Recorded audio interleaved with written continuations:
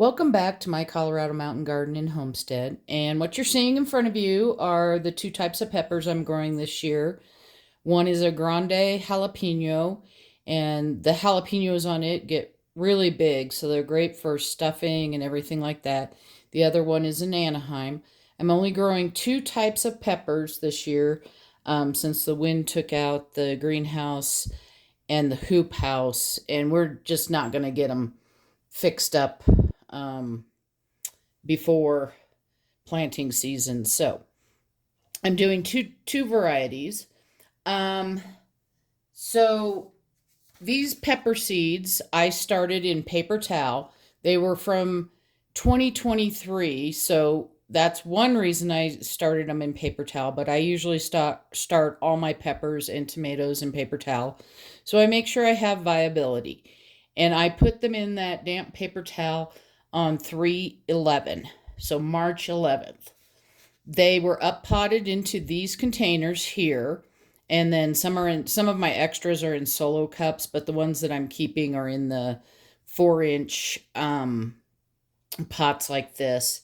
And I up potted those on 3/29. Now this is the first video I'm making this year of the peppers. If you want to see what the peppers look like, you'll have to go to my Facebook page, and I'll put a link to it down below, and you can search on peppers and you'll see what they look like on 3/29. So today's April 9th, so these from the time I put the seeds in the paper towel, it's been 29 days.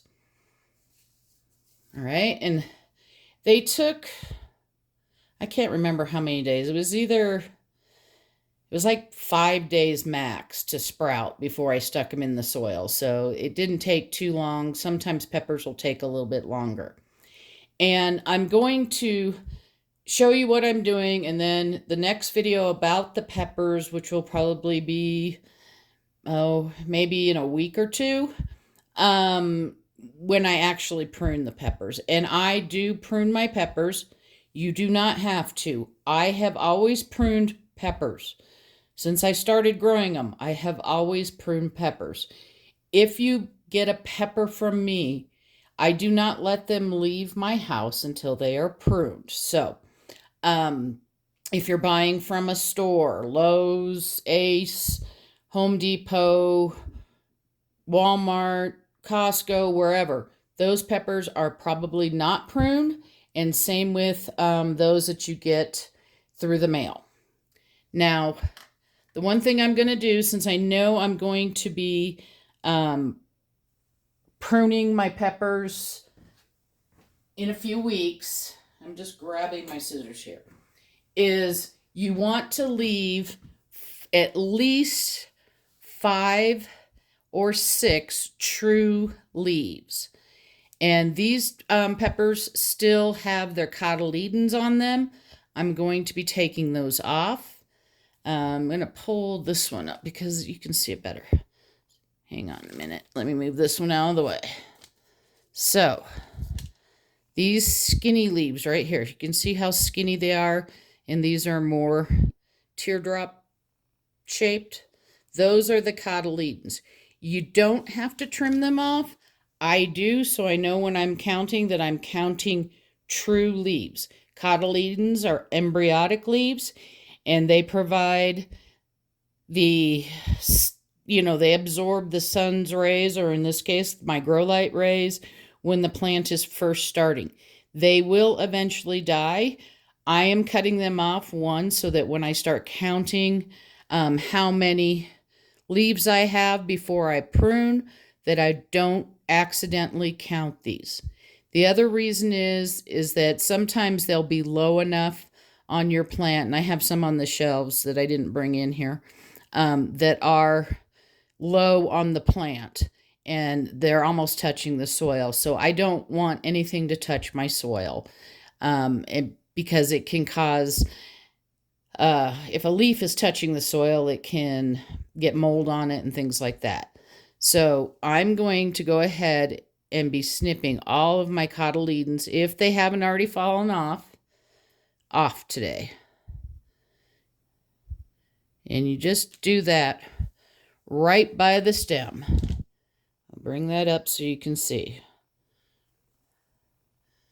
Now this one's growing a little wanky, but when I up pot it, if I have to up pot it before it goes out to the garden, I will deal with it. If not, when it goes out into my 5-gallon pot, I'll take care of it then.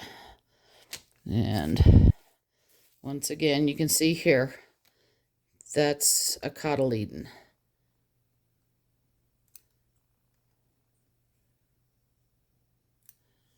So everything that's left on these plants right now are true leaves. Now, yes, I have enough that in theory I could prune this pepper, but I wait till they get taller, and then I come back in and prune them down. Now, you can already see on this one, you can see those. That's where some more leaves are going to come out. So I let this get taller. And it also helps when I prune. I usually try to keep those leaves out. When I prune, more leaves will come out of each little elbow. They will come out much faster. And it causes the plant to bush. Now, you only have to prune your peppers once. Okay? If you choose. There are just as many things on the internet that say don't prune them as say do prune them. But I started pruning them before the internet, when you used to have to go to the library or buy a book about gardening, and it said to prune them. So I've been a pruner ever since, and I get plenty of peppers on my plants. And when I come back and actually prune these, so you can see what they look like before and how drastic it looks when I prune them down, we'll talk about reasons why, even if you get flowers, you may not be getting peppers and things like that. But I'm going to try and keep this video a little bit short. The other thing that I do have running right now, I run a fan on the peppers. So again, I want them to, I don't want those leaves on there because I'm trying to get as much airflow. And even as these peppers grow, if something, as this gets taller, this leaf will pop up and be higher, so I probably won't have to take it off. But I always make sure as my peppers get bigger that I have enough airflow underneath them. So I may end up trimming off this leaf, okay? Eventually, but they have to be much bigger than this. So I have these little rechargeable fans here. They're just, they're on the internet. I think I bought them on Amazon. And they have a clip that I can clip onto my grow shelves. And so I try to run the fan about 15 minutes every day on low. When they're this small, you don't want to go any stronger than low. So I'm going to click it on so you can kind of see how they move around. So that's on low. And what this is doing is it's mimicking a breeze. And I will have to flip-flop the peppers around a little bit just so that, like, this one wouldn't always get the breeze going. And that one would get more.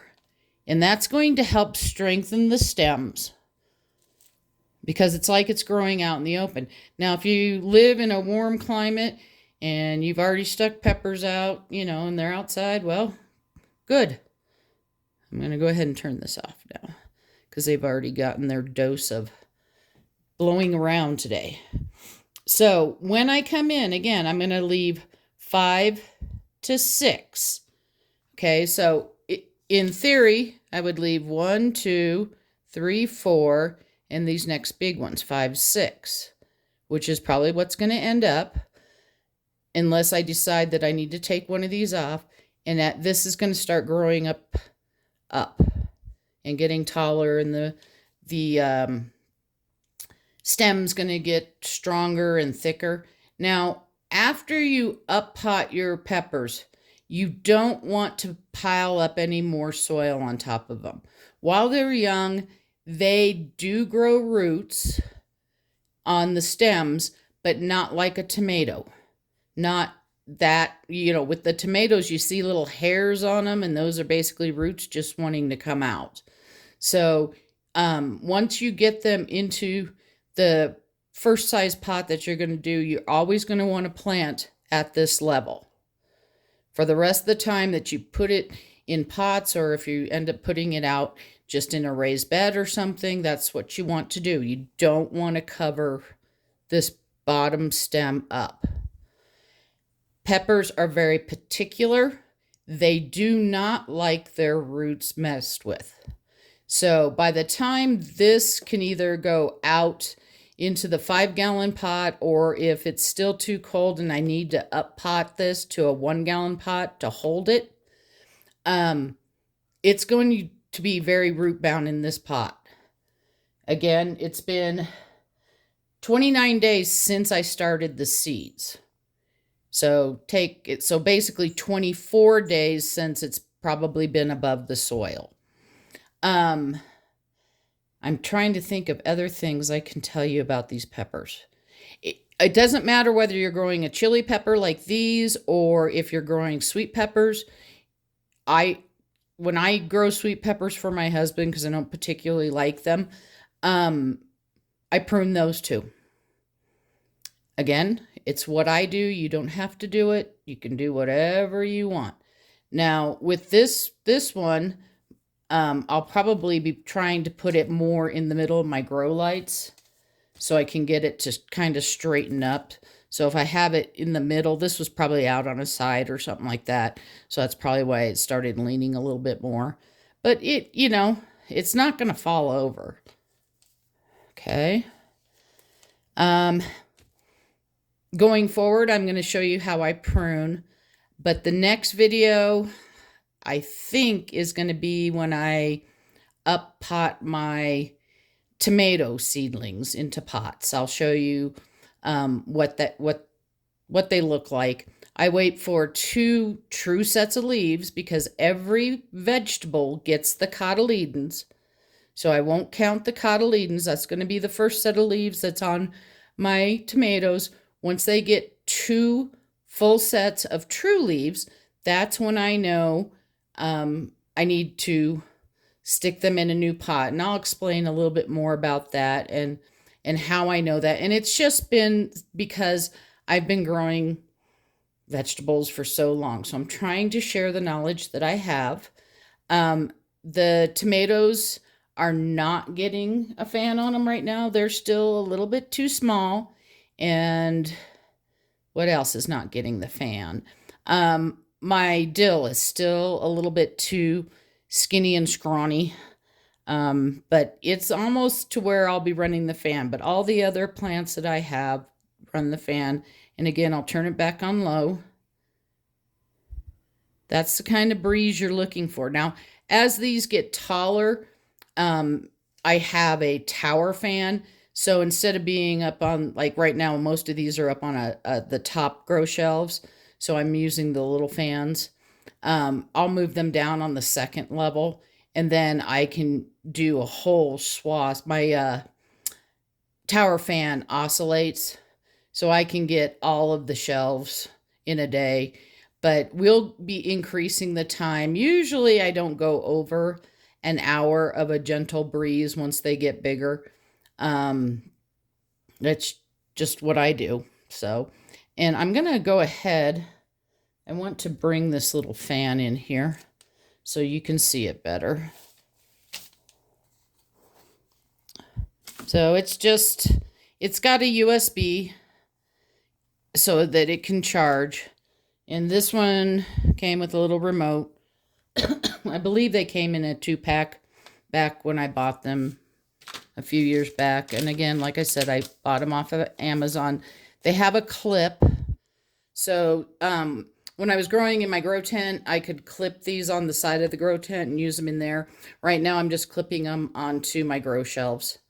And I can clip them onto the metal siding, or my grow shelves have pretty thick trays in the bottom, so I can clip it right on there. And I can move it wherever. This also swivels, And this goes up and down. But I don't know if you'll be able to see the differences. So when you turn it on, it's on low. And then it's got a medium. You might be able to hear the whirring. And then I'm going to turn it up on high. I think you can hear high. It has a light, but I don't use the light.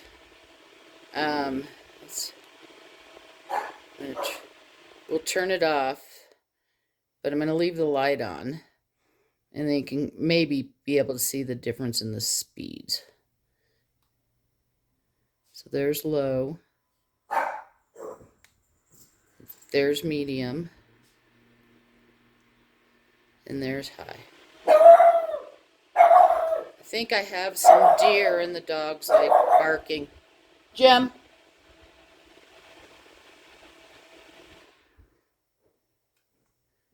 And the light has a high and a low.